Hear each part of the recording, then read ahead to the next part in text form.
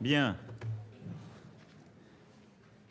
Monsieur le Président de la République populaire de Chine, Madame la Chancelière de la République fédérale d'Allemagne, Monsieur le Président de la Commission européenne, Mesdames et Messieurs, chers amis, je tiens tout d'abord à remercier en notre nom à tous le Président Xi Jinping d'avoir accepté de participer à cet échange à l'occasion d'une visite d'État bilatérale. Le dialogue entre la Chine et l'Europe est en effet devenu incontournable pour la définition des équilibres mondiaux, pour la préservation du multilatéralisme, surtout dans le contexte que nous connaissons et une crise sans précédent dans notre histoire récente. Et nous venons d'avoir tous les quatre une discussion pendant un peu plus d'une heure très fructueuse sur ces sujets de manière très libre, évoquant à la fois la relation bilatérale entre la Chine et l'Union européenne, mais également nos visions du multilatéralisme. Et de nos discussions très constructives, je retiens au fond 4 points de convergence. Le premier est la nécessité de construire ensemble un multilatéralisme fort en termes de paix et de sécurité internationale. Et je dois le dire, il y a sur ce point un vrai travail conjoint entre la Chine et l'Union européenne. Travail qui a été conduit, par exemple, pour préserver l'accord de 2015 sur le nucléaire iranien. C'est la même perspective commune que nous avons pour assurer la dénucléarisation de la péninsule coréenne, dans le plein respect des résolutions du Conseil de sécurité. Et c'est également sur cet axe que nous voulons travailler ensemble pour faire davantage en matière justement de développement et de sécurité sur le continent africain, où l'Europe et la Chine sont très présentes. Le deuxième point de convergence, c'est de bâtir ce multilatéralisme fort sur le sujet climatique. Nous devons en effet répondre à cette urgence. Le secrétaire général des Nations Unies nous a écrit un mot pour justement insister sur cet agenda climatique qu'il a mis au cœur des ambitions et en particulier du sommet de septembre prochain. Et très clairement, nous avons ensemble les moyens d'agir. Nous avons su donner l'impulsion au G20 pour l'adoption des règles d'application de l'accord de Paris. Nous devons maintenant passer à la vitesse supérieure et l'accord qui a été signé sur le plan bilatéral entre la Chine et la France et qui est rendu public ce matin est pour moi un point d'avancée extrêmement fort sur ce sujet.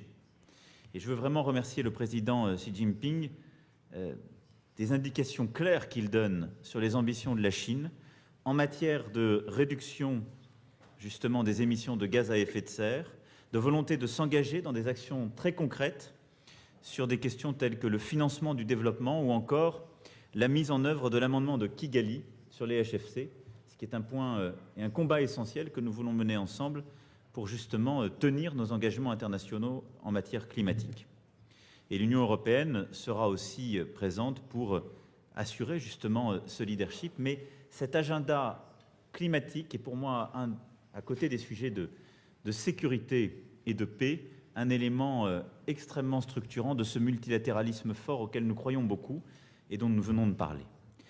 Le troisième point de convergence est la nécessité que le partenariat entre la Chine et l'Europe soit exemplaire de l'esprit de coopération qui est celui du multilatéralisme. Et au fond, de bâtir ce que nous avons qualifié de confiance stratégique entre nous. Nous avons longuement débattu des sujets de partenariat, d'amitié, de rivalité qui existent et qui font partie justement de l'univers dans lequel nous avançons, mais la volonté qui est la nôtre, c'est d'avoir un agenda de confiance stratégique. L'Union européenne forme avec la Chine l'un des 3 grands pôles économiques du monde.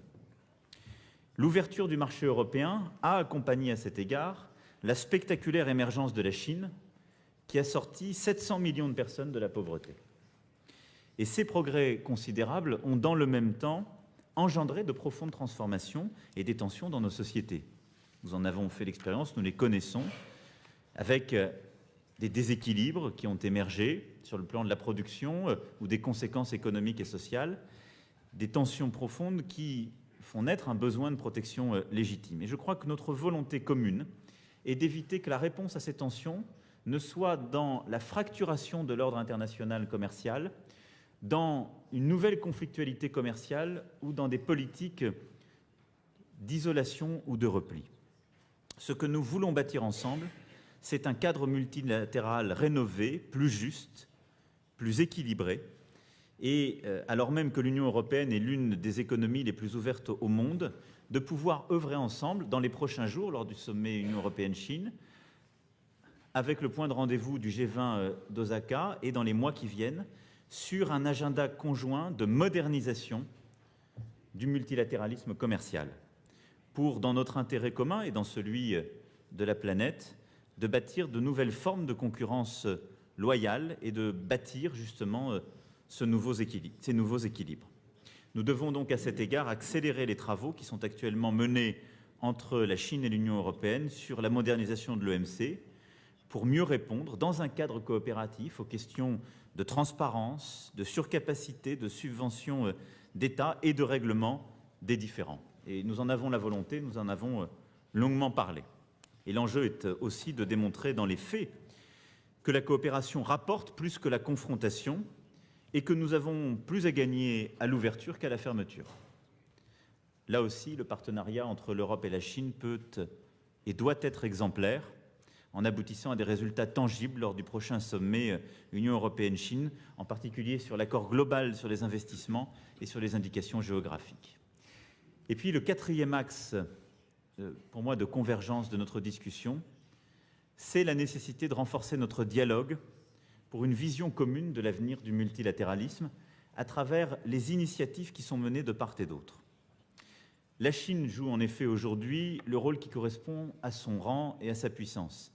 Et l'initiative des routes de la soie que vous avez proposée au monde, Monsieur le Président, est un geste extrêmement structurant qui peut contribuer à la stabilité, au développement, à la coexistence pacifique entre les peuples. Et de son côté, l'Union européenne, qui est le plus grand bailleur mondial d'aide au développement, doit aussi jouer pleinement son rôle sur la scène internationale. Et je crois que c'est dans l'articulation de ces initiatives que nous pouvons bâtir quelque chose d'extrêmement novateur et structurant. En effet, il nous faut réussir à définir, et je crois en cette possibilité, un agenda commun, justement de connectivité, où nous pourrons bâtir des infrastructures et des équipements, tenir nos engagements climatiques, et le faire avec beaucoup de scrupules, avoir une politique en matière d'éducation et de santé extrêmement forte, et avoir un agenda de soutenabilité financière pour tous les pays tiers partenaires à ces initiatives. Et au fond, si nous respectons ce cadre conjoint dont nous avons beaucoup parlé ce matin, nous pouvons, je le crois, non seulement sortir beaucoup de pays et de peuples de la pauvreté, les aider, mais le faire de manière extrêmement inclusive et durable. Et c'est là que je vois ce que j'appellerais les nouveaux liens d'équilibre que nous pouvons bâtir. Il y a des routes et des agendas multiples, mais ces nouveaux liens d'équilibre sont ce que nous pouvons créer. Et c'est peut-être ce point d'appui qui serait un peu le point d'Archimède pour bâtir ce nouveau multilatéralisme et ce cadre de coopération. Au total, pour atteindre ces objectifs, c'est-à-dire un multilatéralisme fort, l'esprit de coopération et ce nouveau lien d'équilibre, nous souhaitons pouvoir avancer sur la construction d'un multilatéralisme rénové. Alors nous avons des divergences. Évidemment, l'exercice de la puissance dans l'histoire de l'humanité ne va pas sans rivalité. Nul d'entre nous n'est naïf, mais nous respectons la Chine et nous sommes déterminés au dialogue et à la coopération. Et nous entendons naturellement de nos grands partenaires qu'ils respectent aussi l'unité de l'Union européenne comme les valeurs qu'elle porte pour elle-même et dans le monde. Et autour de ce respect des souverainetés, de la construction de ces nouveaux équilibres et de la construction d'un cadre rénové et loyal, je crois que nous avons, Monsieur le Président et mes chers amis, le chemin pour bâtir ce nouveau lien. Voilà ce que je voulais dire de nos convergences et de nos échanges. Confucius disait que 3 sortes d'amis sont utiles et 3 sont néfastes. Les utiles, c'est un ami droit, un ami fidèle, un ami cultivé. Les néfastes, c'est un ami faux, un ami mou, un ami bavard. Monsieur le Président de la République populaire de Chine, sachez que vous avez dans cette salle des amis droits dans leurs exigences, fidèles à ce qu'ils sont et à leur amitié avec la Chine. Et pour éviter d'être un ami trop long, je m'arrête là et je vous cède avec beaucoup de plaisir la parole en vous remerciant à nouveau d'être là.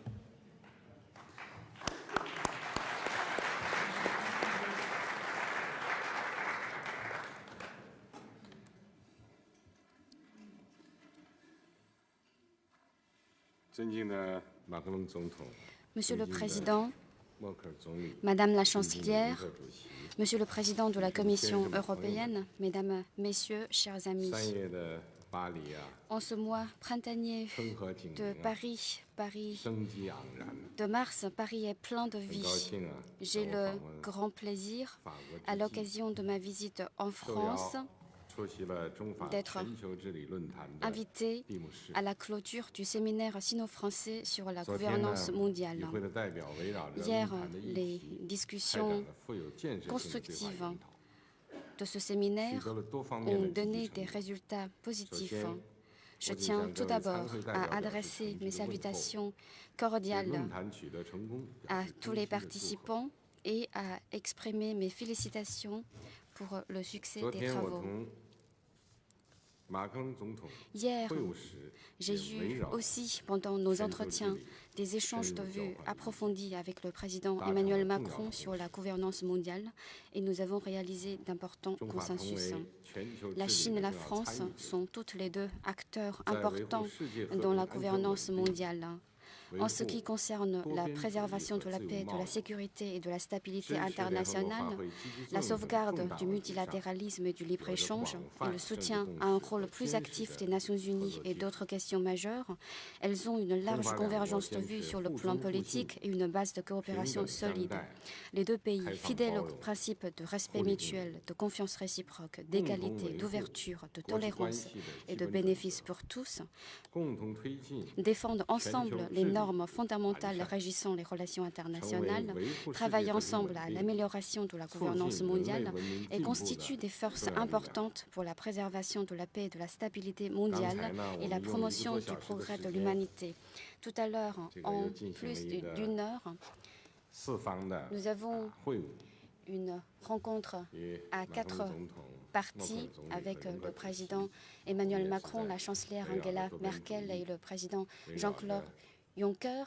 Nous avons eu sur des sujets du multilatéralisme, du développement du partenariat global stratégique sino-européen, des discussions en profondeur qui ont dégagé une plus grande convergence de vues. Mesdames, Messieurs, chers amis, il y a 2 ans, dans mon discours à l'Office des Nations Unies à Genève, j'ai posé les questions suivantes. Où en est le monde? Que devons-nous faire? Le monde d'aujourd'hui connaît des changements inédits. La paix et le développement restent toujours le thème de notre époque et en même temps, le monde est confronté à des instabilités et des incertitudes accrues et l'humanité fait face à beaucoup de défis communs. On dit en France que chacun est l'artisan de son sort. Face aux défis planétaires globaux graves et face aux choix que l'humanité doit faire à cette croisée des chemins, les pays doivent faire preuve de sens d'engagement à l'écart du monde pour passer à l'action et non rester dans l'observation et pour être l'artisan de l'avenir et du destin de l'humanité. Premièrement, adopter une approche équitable et raisonnable pour remédier aux déficits de gouvernance. Les dossiers brûlants de l'actualité internationale surgissent l'un après l'autre. Les défis sécuritaires non conventionnels comme le changement climatique, la cybersécurité et la crise migratoire continuent à se propager Les tentations du protectionnisme et de l'unilatéralisme se multiplient. Et ce sont la gouvernance mondiale et le système multilatéral qui sont mis à mal. Nous devons adopter un concept de gouvernance mondiale marqué par la consultation, la coopération et le bénéfice pour tous. Préconiser les consultations entre tous les peuples du monde lorsqu'il s'agit des affaires du monde et promouvoir activement la démocratisation des règles de la gouvernance mondiale. Nous devons continuer à porter au lever l'étendard du multilatéralisme que représentent les Nations Unies et faire jouer pleinement le rôle constructif des mécanismes multilatéraux internationaux et régionaux tels que l'OMC, le FMI, la Banque mondiale, le G20 et l'Union européenne, et pour construire ensemble la communauté de destin pour l'humanité. Deuxièmement,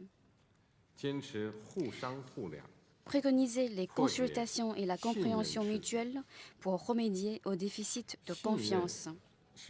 La confiance est la meilleure colle des relations internationales. Actuellement, la compétition et les frictions internationales continuent à monter et sont de plus en plus marquées par les bras de fer géopolitiques. Et ce sont la confiance et la coopération de la communauté internationale qui sont affaiblies. Nous devons préconiser le respect mutuel et la confiance réciproque et mettre en valeur le dialogue et la consultation. Il convient de chercher les terrains d'entente par-delà les divergences et de mener un dialogue franc et approfondi pour plus de confiance stratégique mutuelle et moins de méfiance. Il convient d'adopter le concept de la recherche du plus grand bien et des intérêts communs pour construire un partenariat mondial où l'on partage heurts et malheurs.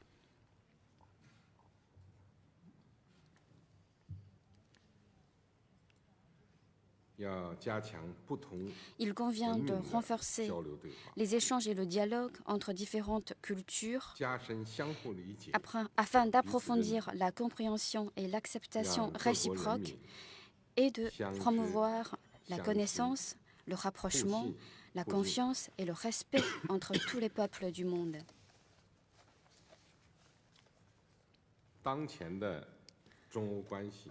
Les relations Chine-Europe d'aujourd'hui,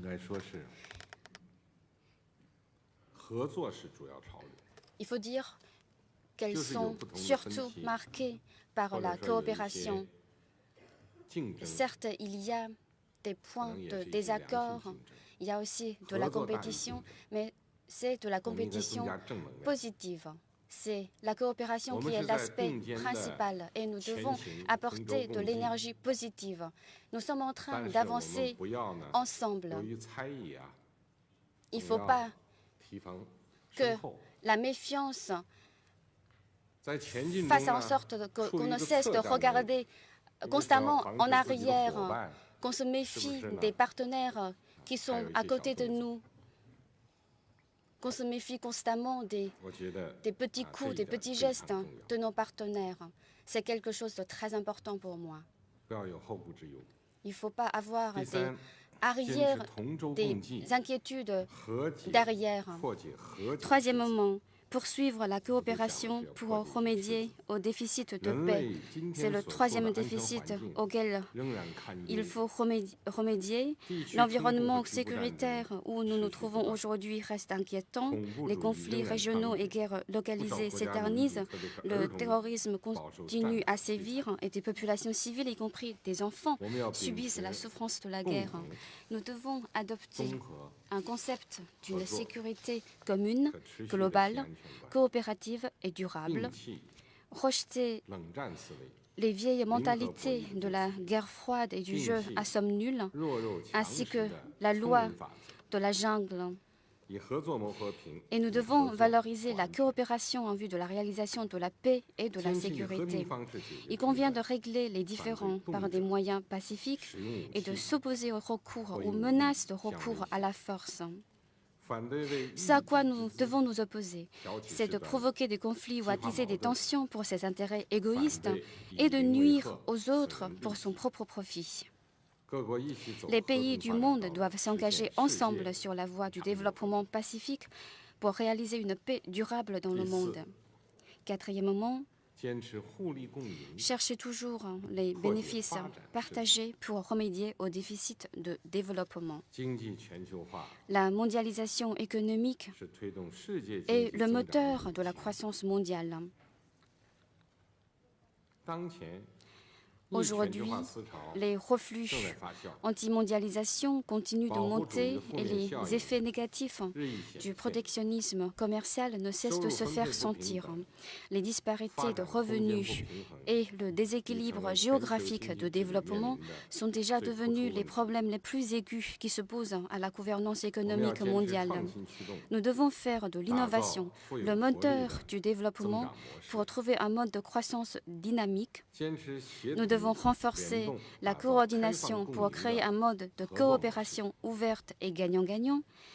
Et nous devons faire valoir l'équité et la tolérance pour bâtir un mode de développement équilibré et bénéfique à tous, pour que la mondialisation économique bénéficie à tous les peuples du monde.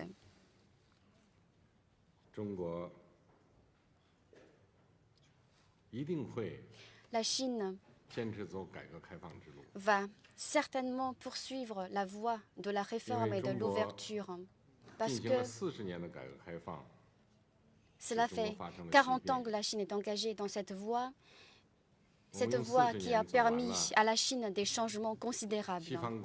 En 40 ans, nous avons réalisé ce que les pays occidentaux ont réalisé en matière d'industrialisation en 3 siècles. Alors nous allons continuer à avancer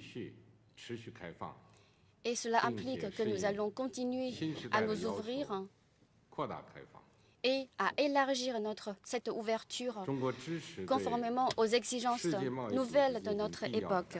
La Chine soutient une réforme nécessaire de l'OMC pour bâtir une économie mondiale ouverte, préserver le système commercial multilatéral et promouvoir un développement plus sain de la mondialisation. L'initiative La ceinture et la route a enrichi le concept de la coopération économique mondiale et le multilatéralisme. Et la coopération dans le cadre de cette initiative offre une voie importante permettant de promouvoir la croissance de l'économie mondiale et de réaliser le développement commun. La France et aussi tous les pays du monde sont les bienvenus à la construction de cette initiative. Mesdames, Messieurs, chers amis, la Chine et la France sont liées par une amitié qui remonte loin dans le temps. Cette année marque le 55e anniversaire des relations diplomatiques sino-françaises. Nous avons déjà engagé une coopération stratégique qui reste très prometteuse. Tout comme c'est sur la Tour Eiffel qu'on a la meilleure vue sur Paris, nous devons, dans ce nouveau contexte, prendre de la hauteur pour nous tourner vers l'avenir et travailler à renforcer notre coopération. Nous devons approfondir notre coopération dans les domaines traditionnels comme le nucléaire civil, l'aérospatial, l'agroalimentaire, la santé et la construction automobile, accélérer celle dans les secteurs d'avenir tels que la fabrication verte, l'économie numérique, l'intelligence artificielle, les services financiers et le développement durable en milieu urbain, et renforcer notre coopération sur le changement climatique en mettant en œuvre sur tous les plans l'accord de Paris et faire aboutir le sommet des Nations Unies sur le climat à des résultats positifs, et cela pour le bien-être de nos 2 peuples et de celui de tous les peuples du monde. Mesdames, Messieurs, chers amis, le développement de l'histoire, la prospérité des civilisations et le progrès de l'humanité ne seront jamais possibles sans l'orientation et l'impulsion des pensées avancées. Le séminaire offre aux deux pays un fort appui intellectuel à leur participation et à leur impulsion à la gouvernance mondiale. J'espère que la Chine et la France, de même que toutes les parties concernées, maintiendront la fluidité des canaux de dialogue et poursuivront leurs échanges en vue d'une coopération gagnant-gagnant pour apporter leur sagesse et leur force à la construction de notre foyer. Je vous remercie.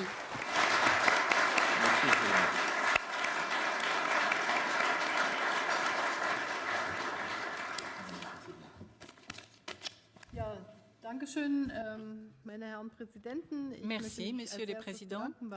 Je voudrais tout d'abord remercier Monsieur le Président Macron de nous avoir invités, Jean-Claude Juncker et moi-même, pour montrer que le multilatéralisme a trait aussi, bien sûr, à l'Union européenne, car l'Union européenne est par elle-même un programme multilatéral et nous essayons toujours de parler d'une même voix au sein de l'UE.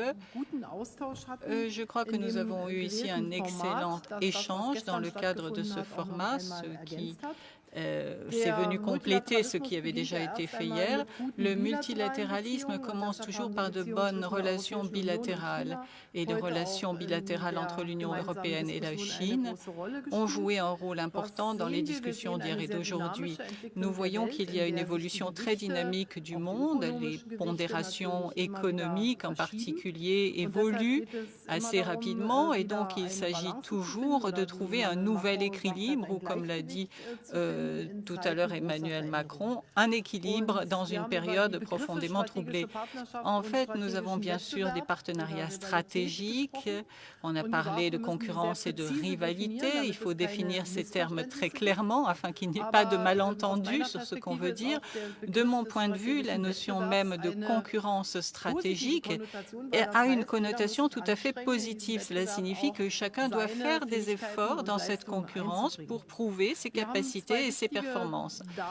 Nous avons des dates importantes, des rencontres importantes. Le 8 avril, il y aura le sommet Union européenne-Chine et j'ai dit également très clairement, et je me réjouis que la Chine le voit de manière positive, nous aurons, nous, Allemagne, la présidence de l'Union européenne en septembre 2020 et nous voulons en profiter pour faire un sommet avec les 27 et la Chine.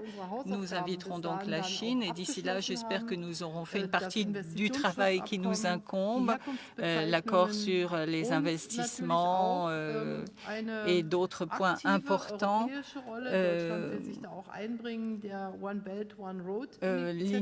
La Chine veut s'engager sur cette initiative des nouvelles routes de la soie. C'est un projet très important et en tant qu'Européens, nous voulons jouer bien sûr un rôle dans ces nouvelles routes de la soie et il faudra donc qu'il y ait une certaine réciprocité de part et d'autre. On a encore un peu de mal à la trouver cette réciprocité, mais ce projet, en fait, je crois que c'est une excellente visualisation de ce qu'est notre interdépendance entre l'Union européenne et la Chine. D'autre part, le multilatéralisme en tant qu'approche générale de la réalité politique actuelle montre que depuis la fin de la Seconde Guerre mondiale qui nous a apporté tant de souffrances, nous avons connu 75 années qui nous ont permis de dépasser ces horreurs et en fait c'est ce qui nous a permis de créer cet ordre multilatéral dans lequel nous vivons. Et maintenant, on est à un grand tournant. Est-ce que nous sommes capables de poursuivre le multilatéralisme dans la nouvelle ère qui s'ouvre à nous? Est-ce qu'on va le faire évoluer ou est-ce que ce système va se calcifier, devenir rigide et risquer de tomber un jour dans les oubliettes de l'histoire parce qu'il ne répondra plus à nos attentes? Moi, j'ai senti aujourd'hui dans ces discussions que tous les participants souhaitent apporter leur contribution contribution. Ils souhaitent que le multilatéralisme en tant que système puisse continuer d'exister. Réforme des Nations Unies, réforme du FMI, réforme de l'OMC, comme on l'a décidé dans le G20. On essaye donc de s'adapter aux nouvelles évolutions. On va activer ce G20, on va arriver à mettre en œuvre les accords. C'est pourquoi il est si important que nous recevions aussi le message du secrétaire général des Nations Unies qui nous a été envoyé aujourd'hui, et puis la présence du secrétaire général de l'OCDE.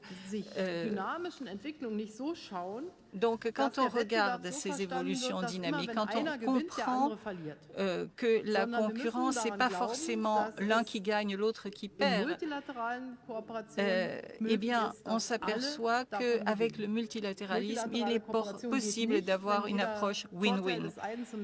Les gains qu'un parti obtient ne se font pas nécessairement au détriment de l'autre parti. Donc, je pense que c'est très important que nous nous battions et qu'il faut un agenda de la confiance. Il faut créer un climat de confiance mutuelle, que chacun soit conscient des intérêts de l'autre et ne pense pas uniquement à faire avancer ses intérêts propres.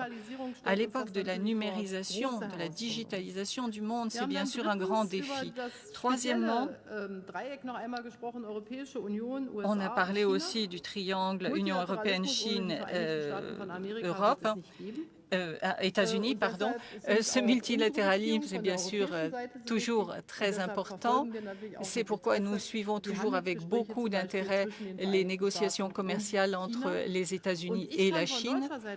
Et moi, ce que je peux dire du point de vue allemand, c'est que si ces négociations devaient capoter, on le sentirait très fortement en Allemagne, parce que cela aurait pour résultat de déséquilibrer l'équilibre actuel et cela aurait des répercussions sur la situation économique allemande. Quatrièmement, il y a aussi la possibilité d'une coopération accrue avec des pays tiers. Nous avons intérêt à mettre en place un agenda de développement pour l'Afrique. L'Europe est voisine directe du continent africain, mais la Chine a montré aussi que l'on pouvait arriver à sortir des millions de personnes de la pauvreté très rapidement. Il y a des choses à apprendre de cet exemple et je pense qu'il faut que nous en tirions des conséquences pour notre coopération avec l'Afrique. Si nous abordons ces problèmes avec les mêmes principes, ce sera utile pour le multilatéralisme. Merci de nous avoir permis d'avoir cette fructueuse discussion et merci de votre invitation. Monsieur le Président de la Commission.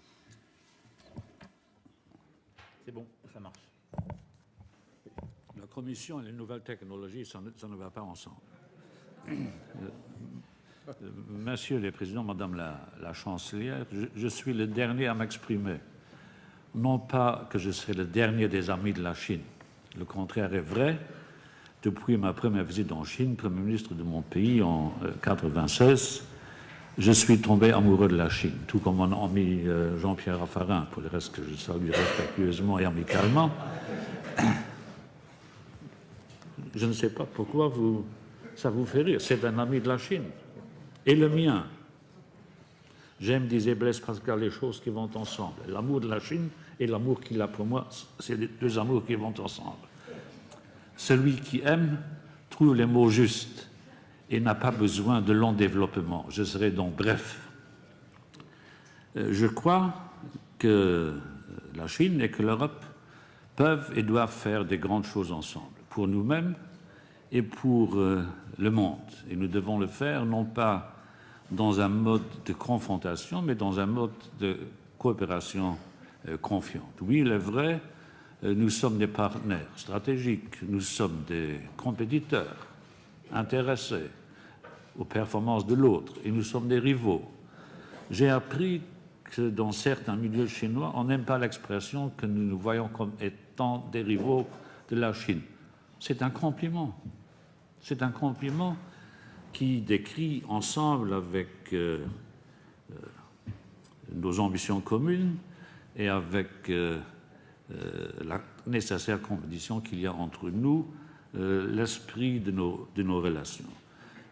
La Commission a été associée à ce format par le Président de la République parce que la Commission est, elle, responsable, seule, à vrai dire, pour l'organisation de nos relations commerciales extérieures. Et c'est à ce titre que j'envisage le prochain sommet entre la Chine et l'Union européenne, avec le président Tusk et moi-même, qui aura lieu le 8 avril et le 9 avril, avec beaucoup d'espoir.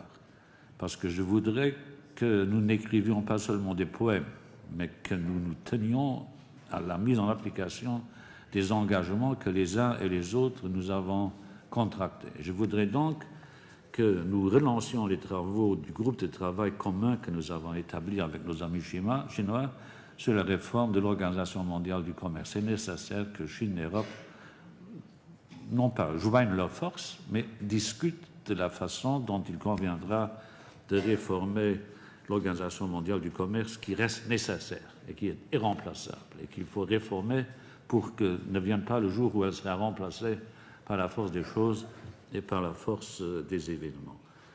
Je voudrais que s'instaure entre la Chine et l'Union européenne une réciprocité mieux articulée qu'elle ne l'est à l'heure où nous sommes, parce qu'il faudra que les entreprises européennes trouvent le même degré d'ouverture pour ce qui est de l'accès au marché chinois que les entreprises chinoises trouvent en Europe. Un degré d'ouverture totale. Je voudrais que nous nous en rapprochions en Chine lorsque nous commerçons et lorsque nous investissons en Chine. Je voudrais que nous concluions le plus rapidement possible un accord sur les investissements. C'est nécessaire. Il faudra que là encore, nous rééquilibrions nos relations. Je voudrais que nous nous mettions d'accord sur la protection des indications géographiques. C'est nécessaire. Tout est prêt ou presque, alors nous devons le faire. Et pour ce qui est des nouvelles routes de la soie, je crois que là, les Européens, nous devons expliquer à nos concitoyens que ce n'est pas un projet chinois dirigé contre les intérêts de l'Europe, mais qu'il faudra que du côté européen, nous fertilisions au maximum cette opportunité que renferme cette vision qui est celle du président chinois lorsqu'il parle des routes nouvelles de la soie. Je voudrais que tous nous trouvions dans la mise en application de ce grand projet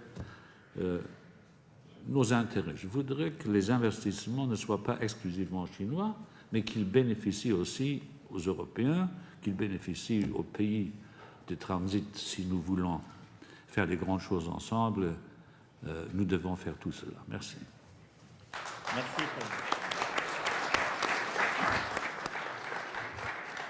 Merci beaucoup. Merci, Président, Madame la Chancelière, cher Président, et merci à toutes celles et ceux qui ont œuvré à ce séminaire et ce travail. Merci infiniment. Monsieur le Président, Angèle, vous allez te faire appeler pour... Le rapport économique de la Chine. Tu vas bien? Yes. Et merci d'avoir été là hier soir. Always a report in the end. Always a report, Ah. also in English. Also in English, very good for me. For you. En anglais. J'étais content que tu sois là hier soir. Merci.